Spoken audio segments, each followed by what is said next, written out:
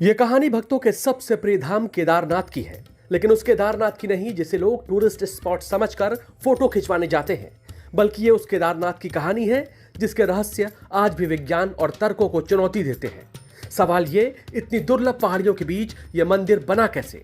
जिस त्रासदी में सब खत्म हो गया, वहां केदारनाथ बचा कैसे? ये तब बना जब ना जेसीबी थी, ना क्रेन थे, ना सीमेंट, ना मशीनें। इसीलिए केदारनाथ मंदिर के पत्थर कुछ सवाल पूछ रहे हैं। पहला रहस्य तो केदारनाथ मंदिर के गर्भगृह में है, जिसका जवाब किसी किताब या किसी विद्वान के पास नहीं है। वो शिवलिंग जो आमतौर पर अंडाकार या बेलनाकार होता है, लेकिन केदारनाथ यहाँ किसी शिवलिंग के रूप में नहीं बल्कि पीठ के रूप में पूजे जाते हैं। इसके पीछे एक ऐसी कथा है जो महाभारत के युद्ध से जुड़ी है। कहते हैं महाभारत का युद्ध जीतने के बाद भी पांडवों का मन अशांत था।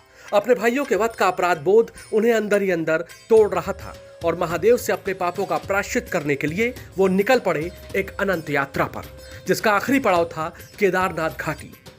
हालांकि कहते हैं कि महादेव उनसे छिपते रहे क्योंकि वो उनसे प्रसन्न नहीं थे। तभी उनसे ना मिलने के लिए उन्होंने नंदी का रूप धारण कर लिया और पशुओं के झुंड में छिप गए। लेकिन भीम ने उन्हें पहचान लिया।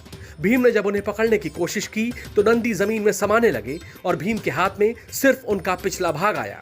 इसके बाद महादेव उनके इस तप से इतने प्रसन्न हुए, उन्हें दर्शन दिए और पापों से मुक्त कर दिया। तभी से केदारनाथ में भगवान शिव के पीठ के हिस्से की पूजा की जाती है। मंदिर कब बना, इसे लेकर भी तर्कों में टकराव है। कुछ तर्क कहते हैं मंदिर पांडवों ने बनवाया, लेकिन कुछ लोग तभी आदि शंकराचार्य के प्रमाण दिखाते हैं। कहते हैं 8वीं शताब्दी में शंकराचार्य ने ही 4 धामों की स्थापना की और केदारनाथ मंदिर का पुनर्निर्माण करवाया। यही अंतिम साधना की, इसलिए आज भी केदारनाथ मंदिर के पीछे उनकी प्रतिमा मौजूद है। अब आते हैं कहानी के उस हिस्से पर जो अपने आप में सबसे बड़ा रहस्य है। केदारनाथ मंदिर विशाल पत्थरों से बना है, लेकिन इसमें कहीं भी सीमेंट का इस्तेमाल नहीं है। फिर भी यह सदियों से खड़ा है और यह तब भी खड़ा रहा जब उत्तराखंड अपने इतिहास की सबसे भीषण त्रासदी का गवाह बना। इसका श्रेय प्राचीन भारतीय इंटरलॉकिंग तकनीक को दिया जाता है, जिसमें विशेष तौर पर तराशे गए पत्थरों को एक दूसरे के साथ इस तरह फंसाया गया कि इसका भार किसी एक बिंदु पर नहीं बल्कि पूरी इमारत में बढ़ जाता है। इसीलिए इस पर ना तो भूकंप का असर होता है न बाढ़ का। हालांकि इस त्रासदी में एक नया जन्म भी हुआ जिसे दुनिया भीमशिला कहती है, जिसने चोराबाड़ी ताल से आए पानी के प्रबल वेग को रोक लिया और केदारनाथ मंदिर तक उसका दबाव ही नहीं जाने दिया। लेकिन यह सब कैसे हुआ, यह आज भी केदारनाथ का सबसे बड़ा रहस्य है। केदारनाथ की एक और कहानी है जो वैज्ञानिकों को भी खामोश कर देती है, और वो 400 साल तक उसके बर्फ में दबे रहने की कहानी।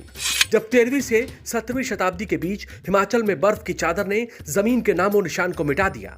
किसी पत्थर के इतने लंबे वक्त तक बर्फ में दबे रहने से वो सुरक्षित नहीं बचता, उसमें दरारें आ जाती हैं।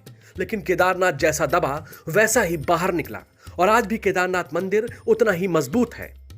इसके लिए भी प्राचीन भारतीय इंटरलॉकिंग तकनीक को वजह बताया गया, जिसमें आपस में फंसे हुए पत्थरों ने एक दूसरे का दबाव झेल लिया। केदारनाथ के रहस्य के पाताल लोक में एक और मिस्ट्री है, और वो है दीपक, जो सर्दियों में 6 महीने तक मंदिर होने के बाद भी जलता रहता है।